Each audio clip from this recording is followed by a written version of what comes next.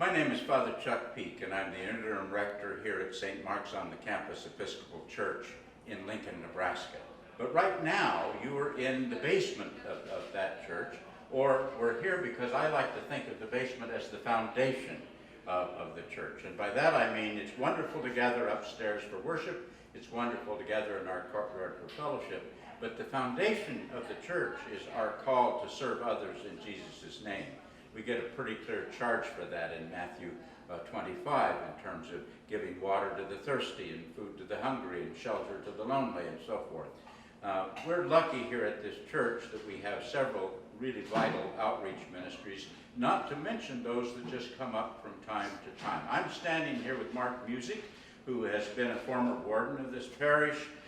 His name is on the award list upstairs as a winner of the award for the year of being in service, none of which he cares about, but what he does care deeply about is making sure that people who have needs have those needs met. And he's just completed a pretty long, much longer than he planned project of helping deal with two residences in town. One was left by a former deacon here going into an assisted living facility, and the other left by his brother, and much work to be done in each. And Mark stepped up with a team of other people, and they pretty well took care of that for those people who were in need. We're standing, however, that's just one of the service ministries. We're standing outside of what you can see is the pantry.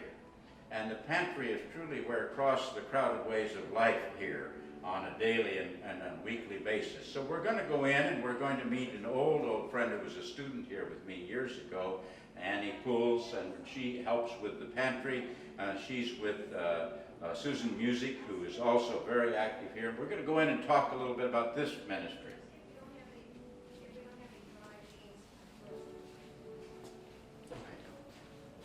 Come on up here, Annie. Okay. This is Annie. Annie's, it turns out, long ago, before Annie and I were born, my wife's mother and her mother were long-standing friends from college. And Yep. we were together here as undergraduate students. And she has been for, I don't know how many years, maybe since it started, involved in this food pantry. No. It's gone on longer than I have, but I've been at it about 20 years. Something began even when we were students here, as I recall. Well, so move over here to me and then tell us a little bit just about how the food pantry works.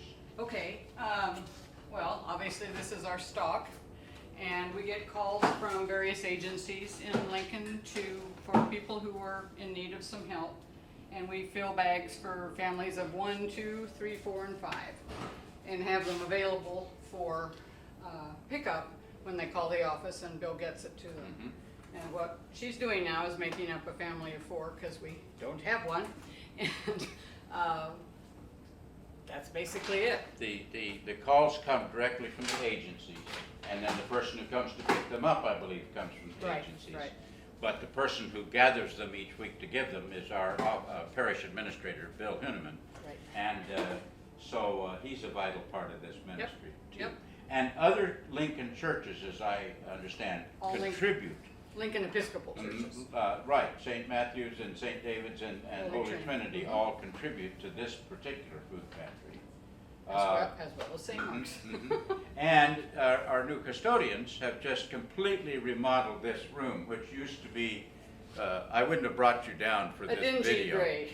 Yes, it was dingy in many ways and not a fun place to be. They've just renovated it, so it will And be we a have good new place. shelving, and We it's also just like beautiful. have tried often to open this up to student volunteers too to come and work, and I think we're going to have at least one of those this year. Good to do hear. a little help in here. But you might know the other outreaches that you can name that I might not think of. What other things do you count as outreach here? Well, let me talk a little bit about some things that we've done for people from the parish, because parish is a family.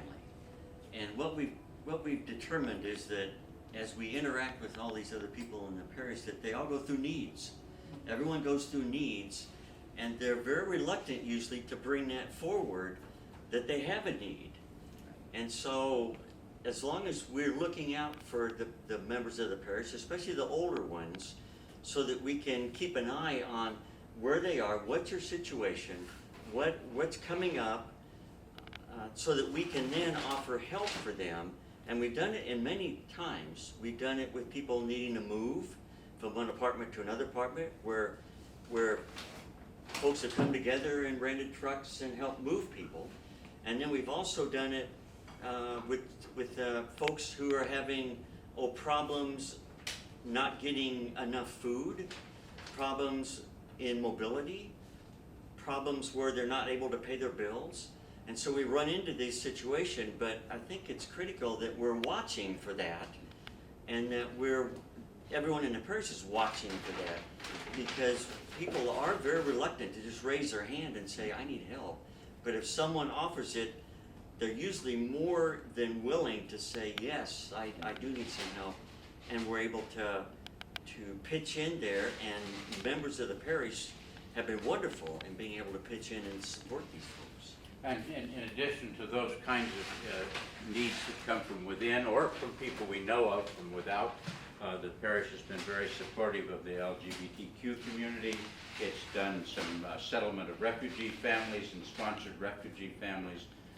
So I think the key is what Mark said, to be alert to what needs might be there. We're just now beginning to explore what the needs might be amongst students on campus who have children, and particularly single parent students who might have children. And so that's one thing we'll be exploring this fall a little bit. So if you're watching this and you know of some needs in Lincoln, Nebraska, you're welcome to contact St. Mark's on the campus. We would try to be alert to them, or if they're beyond our means, to find ways in which we could pass them on to other people, or to bring people together to do them.